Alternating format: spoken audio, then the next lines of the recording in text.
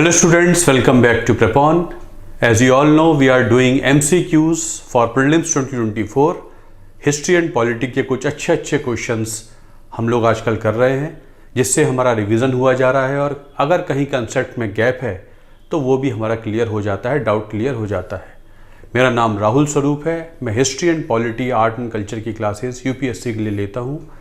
आजकल आपके साथ मैं क्वेश्चंस डिस्कस कर रहा हूँ ताकि आपके एग्ज़ाम में जो आने वाला है जून में, उसमें आपको कुछ हेल्प मिल जाए।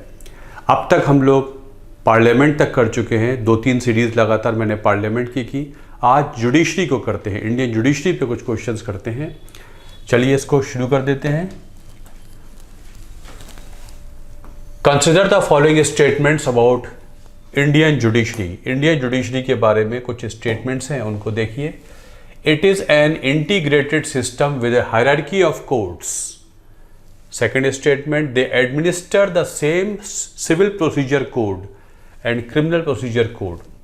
Hierarchy of courts है, integrated judiciary है, पहला स्टेटमेंट। दूसरा यह है कि तीनों ही court, supreme court, high court और district courts same set of laws administer करते हैं। तीनों ही जगह तीनों ही कानून इस्तेमाल किए जाते हैं केसेस को सॉल्व करने के लिए। तो बिल्कुल सही है कि इनमें से कौन सा करेक्ट है? पहला भी करेक्ट है। Indian judiciary is independent, Indian judiciary is integrated. Hierarchy of courts है, नीचे सबऑर्डिनेट कोर्ट्स होते हैं, उनके केसेस जिन्हें हम ट्रायल कोर्ट्स भी कहते हैं, उनके केसेस अपील में जाते हैं हाई कोर्ट्स, फिर हाई कोर्ट्स के केसेस अपील में जाते हैं सुप्रीम कोर्ट। इस तरीके से कोर्ट्स का सिस्टम एक बिल्कुल अलग हुआ करता है, वो सरकारों से इन्फ्लुएंस्ड नहीं होते हैं। तो इंटीग्रेटेड जुडिशरी इसको कहा जाता है और तीनों ही कोर्ट इन्हीं कानूनों को इस्तेमाल करते हैं केसेस को सॉल्व करने के लिए। डिस्ट्रिक्ट कोर्ट में भी सीपीसी और सीआरपीसी इस्तेमाल होगा। अब इनके नाम बदल गए हैं, पिछले लेक्चर्स में मैंने आपको बताया है, सीआरपीसी का नाम बदल गया है। तो इस तरीके से दोनों स्टेटमेंट करेक्ट है। C is the answer. Which of the following statement is correct? The number of जजेस in the supreme court can be increased by the president. अगर सुप्रीम कोर्ट में नंबर ऑफ जजेस को बढ़ाना है तो राष्ट्रपति अपने एग्जीक्यूटिव ऑर्डर से इसे बढ़ा देंगे, पहला स्टेटमेंट। द नंबर ऑफ जजेस in the supreme court remains mentioned in the constitution which can be changed by a constitutional amendment. Supreme court के जजेस का नंबर संविधान में मेंशन्ड है, उसे अगर चेंज करना है तो संवैधानिक संशोधन लाना पड़ेगा, आर्टिकल 368 में कॉन्स्टिट्यूशनल अमेंडमेंट लाना पड़ेगा। The number of judges in the Supreme Court can only be increased by Parliament, enhanced or increased by Parliament. Third, the number of judges in the Supreme Court can be increased or decreased by Parliament. इनमें कौन सा सही है? तो as you know, under Article 124 Clause 1 ये लिखा हुआ है, there shall be a Supreme Court judge and आगे लिखा है until Parliament prescribes a larger number 33 other judges. ये 33 नंबर है, ये इनहेंस हो सकता है, पार्लियामेंट इसको चेंज कर सकता है। बट क्या लिखा हुआ है? Until parliament prescribes a larger number. इसका मतलब पार्लियामेंट सुप्रीम कोर्ट के जजेस का नंबर चेंज कर सकता है, लेकिन लार्जर नंबर मतलब बढ़ा सकता है, कम नहीं कर सकता। तो राष्ट्रपति नहीं कर सकते और संवैधानिक संशोधन नहीं चाहिए, आसानी से हो जाएगा। और नंबर ऑफ जजेस of supreme court can only be enhanced by parliament. Parliament बढ़ा सकता है, घटा नहीं सकता। तो सी इसका आंसर हो सकता है। आर्टिकल 124 क्लॉज 1 को आप पढ़ेंगे तो वहाँ साफ साफ लिखा हुआ है until parliament prescribes a larger number 33 other जजेस, और एक कौन होंगे?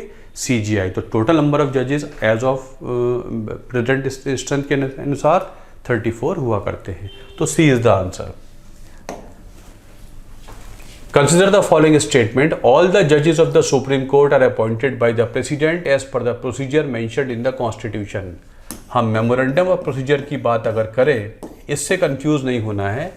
सारे जजेस सुप्रीम कोर्ट के राष्ट्रपति अपॉइंट करते हैं, यहाँ तक तो सही है, लेकिन प्रोसीजर संविधान में मेंशन नहीं है। सिस्टम ऑफ कोलेजियम सिस्टम शुरू हो गया। फर्स्ट जजेस के, सेकंड जजेस के, थर्ड जजेस केस के थ्रू एक सिस्टम ऑफ कोलेजियम बना। उसके तहत उनकी एडवाइस पे राष्ट्रपति सुप्रीम कोर्ट के जजेस को अपॉइंट करते हैं। ये कोलेजियम सिस्टम जो है ये संविधान में मेंशन नहीं है, ये सुप्रीम कोर्ट के जजमेंट का पार्ट है। सुप्रीम कोर्ट और सरकार के बीच में एक मेमोरेंडम ऑफ प्रोसीजर है ये फॉलो हो जाता है, ये भी एक मेमोरेंडम ऑफ प्रोसीजर है, ये भी संविधान में मेंशन नहीं है। तो ये पहला स्टेटमेंट यहाँ तक तो सही है, लेकिन आगे गलत हो जाता है। अब कोलेजियन सिस्टम सही है नहीं है, इस पर विचार चलता रहता है। सुप्रीम कोर्ट में भी दलीलें दी जाती हैं इसको, सुप्रीम कोर्ट को ये जो ट्रांसपेरेंसी लानी चाहिए जजेस के अपॉइंटमेंट में, इसमें फिर जो नेशनल जुडिशल अपॉइंटमेंट्स कमीशन की बात हुई थी उसके लिए फिर आजकल बात चल रही है। बहरहाल अभी सुप्रीम कोर्ट के जजेस राष्ट्रपति अपॉइंट करते हैं as per article 124 clause 2 on the binding recommendation of the supreme court collegium headed by CJI and 4 senior most जजेस ऑफ सुप्रीम कोर्ट, फर्स्ट जजेस केस, सेकंड जजेस केस, थर्ड जजेस case. All the vacancies of the judges in the Supreme Court have to be filled within stipulated time। ये भी नहीं है, vacancies create होती रहती है, सुप्रीम कोर्ट कोलेजियम रिकमेंडेशन दे देता है राष्ट्रपति मतलब सेंट्रल गवर्नमेंट को, और कई बार आपने देखा है रिकमेंडेशन के बाद महीनों बीत जाते हैं, सरकार फैसला नहीं लेती है, तो कोई टाइम फ्रेम मेंशन नहीं है कि इतने दिन में वैकेंसी हो ही जानी चाहिए। तो सेकंड गलत हो जाता है, पहला भी गलत है, दोनों ही गलत हो जाते हैं। All the officers and servants serving in the Supreme Court are appointed by the President on the advice of Chief Justice of India। जो CJI होते हैं वो सुप्रीम कोर्ट के एडमिनिस्ट्रेटिव हेड भी होते हैं, उनके पास एग्जीक्यूटिव पावर भी होती है। वैसे तो वो जज हैं, सुप्रीम कोर्ट के जुडिशियल हेड हैं, लेकिन दूसरे एंगल पे वो सुप्रीम कोर्ट के एडमिनिस्ट्रेटिव हेड भी होते हैं एज पर आर्टिकल 146। तो सुप्रीम कोर्ट की रजिस्ट्री में जितने लोग काम करते हैं नॉन जुडिशियल पोजीशंस पे, एडमिनिस्ट्रेटिव स्टाफ वगैरह है, उनकी अपॉइंटिंग अथॉरिटी राष्ट्रपति नहीं होते हैं, CJI खुद होते हैं। तो ये गलत हो जाता है कि appointed by the president on the advice of CJI, तो ये गलत हो जाएगा। The administrative expenses and salaries and allowances of such persons serving in the supreme court are part of the union budget. बात हो रही है उन लोगों की जो सुप्रीम कोर्ट रजिस्ट्री में काम करते हैं, मतलब जो नॉन जुडिशियल स्टाफ में होते हैं, उनकी सैलरी एक्सपेंसेस वगैरह जो होते हैं, सुप्रीम कोर्ट के एक्सपेंसेस हैं, वो यूनियन बजट का पार्ट होते हैं। बिल्कुल सही बात है, ये यूनियन बजट का पार्ट होते हैं, CFI से निकाले जाते हैं। तो दूसरा स्टेटमेंट सही है, पहला सही नहीं है। तो 2 only is the answer. Consider the following statement about supreme court. Only the supreme court has powers of advisory jurisdiction. सिर्फ सुप्रीम कोर्ट को अधिकार है सरकार को एडवाइस देने का, उसके पास ही ये पावर है। Advisory jurisdiction is exercised by a bench comprising not less than 5 जजेस। और जो एडवाइजरी जुरिडिक्शन होगा उसमें जब भी एडवाइस देनी होगी सरकार को तो 5 से कम जजेस नहीं होने चाहिए। ठीक है, इनमें से कौन सा करेक्ट है? ये बात बिल्कुल सही है। As per article 143 supreme court के पास एडवाइजरी जुरिडिक्शन है। राष्ट्रपति एक प्रेसिडेंशियल रेफरेंस देते हैं सुप्रीम कोर्ट को कि हमको आपसे इसके बारे में राय चाहिए।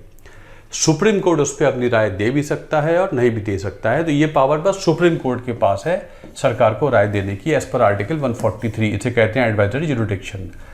और ये जो एडवाइजरी जुरिडिक्शन के जजेस की जो स्ट्रेंथ होगी ये 5 से कम नहीं होनी चाहिए, एज पर आर्टिकल 45। 5 से कम जजेस नहीं बैठेंगे जब भी सरकार किसी मुद्दे पर एडवाइस मांगेगी। याद रखना है, एडवाइस दी भी जा सकती है और नहीं भी दी जा सकती है, और सुप्रीम कोर्ट की एडवाइस सरकार मान भी सकती है और नहीं भी मान सकती है। तो ये पहला स्टेटमेंट जो है ये पहला सही है, दूसरा स्टेटमेंट भी सही है, दोनों ही सही हो जाते हैं। C is the answer.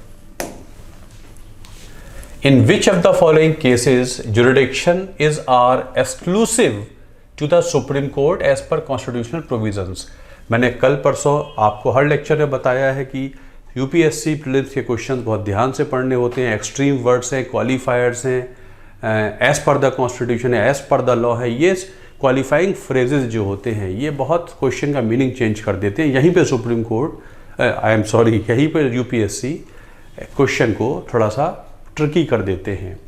इससे चेक करते हैं कि कितने आप अटेंटिव हैं क्वेश्चन करने में, कितने अटेंटिव आप हैं, और अटेंटिव होने की एबिलिटी आपकी आने वाली जॉब का पार्ट भी है। Cases between union and states over water disputes. अगर सेंट्रल गवर्नमेंट और राज्यों के बीच में वाटर डिस्प्यूट्स की लड़ाई है तो सिर्फ सुप्रीम कोर्ट में जाएगी, पहला case.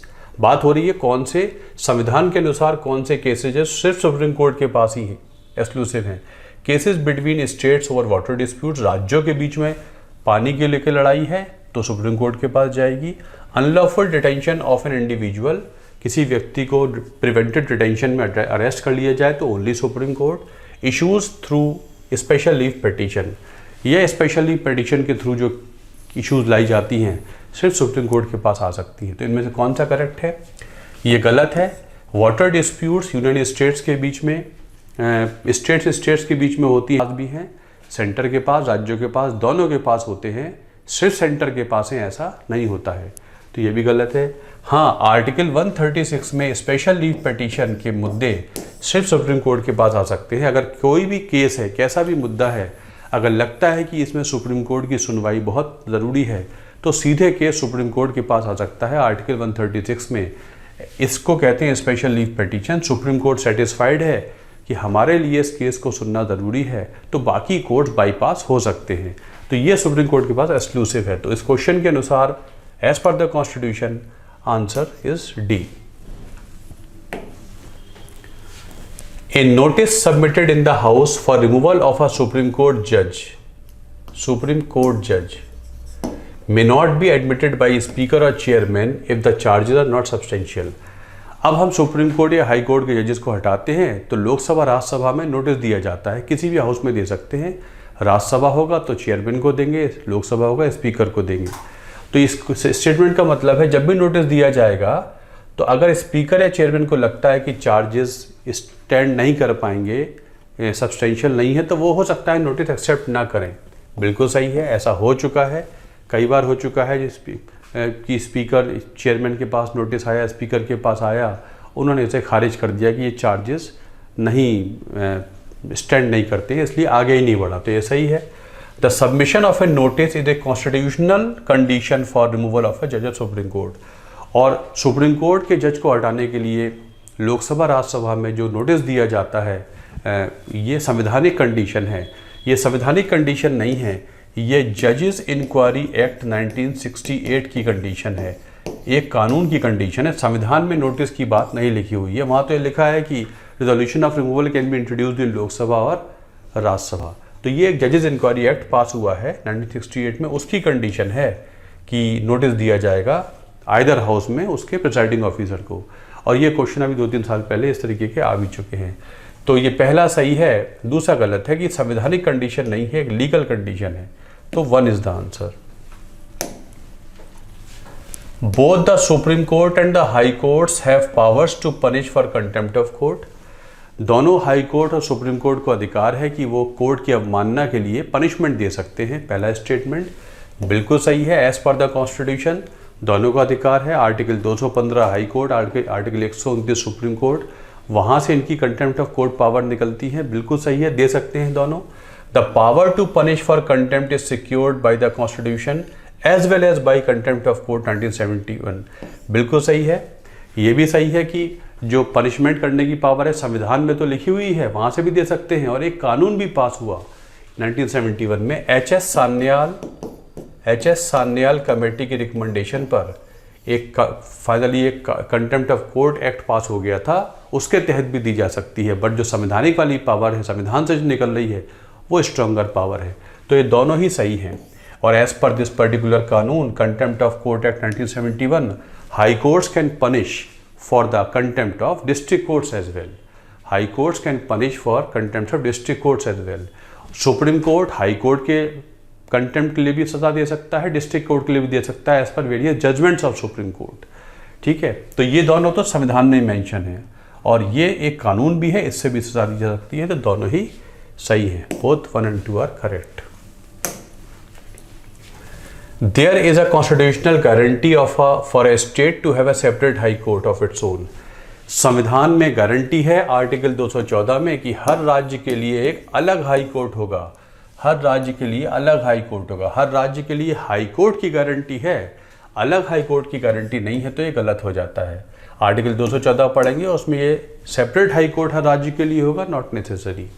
The supreme court may extend the jurisdiction of a high court to another state or union territory. ऐसा हो सकता है कि एक हाई कोर्ट की जुरिडिक्शन को दूसरे हाई कोर्ट तक पहुंचा दिया जाए या यूनियन टेरिटरी के लिए भी डिफाइन कर दिया जाए, तो ये सुप्रीम कोर्ट कर सकता है। तो ये सुप्रीम कोर्ट नहीं करेगा, ये पार्लियामेंट करता है।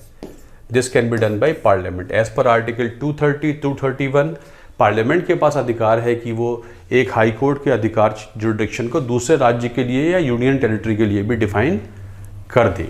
तो ये पावर सुप्रीम कोर्ट के पास नहीं है, पार्लियामेंट के पास है। इस तरीके के छुपे हुए वर्ड्स इतना जल्दी जल्दी में पढ़ेंगे तो कहेंगे सही है, लेकिन ये शब्द इसको गलत कर देता है। तो ये दो शब्द है, देखिए इससे क्वेश्चन अगर सिली मिस्टेक करेंगे तो गलत हो जाएगा। तो ये भी गलत है कि सुप्रीम कोर्ट नहीं पार्लियामेंट करेगा, दोनों ही गलत हो जाते हैं। ठीक, तो डी। द जज of a high court can be appointed by the governor of A state in consultation with state high court collegium. अब एक हाई कोर्ट के जज को राज्य के गवर्नर अपॉइंट करते हैं in consultation with high court collegium. एक हाई कोर्ट का कोलेजियम भी होता है, वो रिकमेंडेशन दे देगा और जज गवर्नर राज्य के अपॉइंट कर देंगे। आपको पता है कि सुप्रीम कोर्ट हाई कोर्ट के जजेस को भी राष्ट्रपति अपॉइंट करते हैं। आर्टिकल 216 में राष्ट्रपति अपॉइंट करते हैं, गवर्नर अपॉइंट नहीं करता है। गवर्नर कंसल्टेटिव पोजीशन में काम करते हैं, तो ये गलत हो जाता है। ए जज of a high court can be transferred from one high court to supreme court by the president.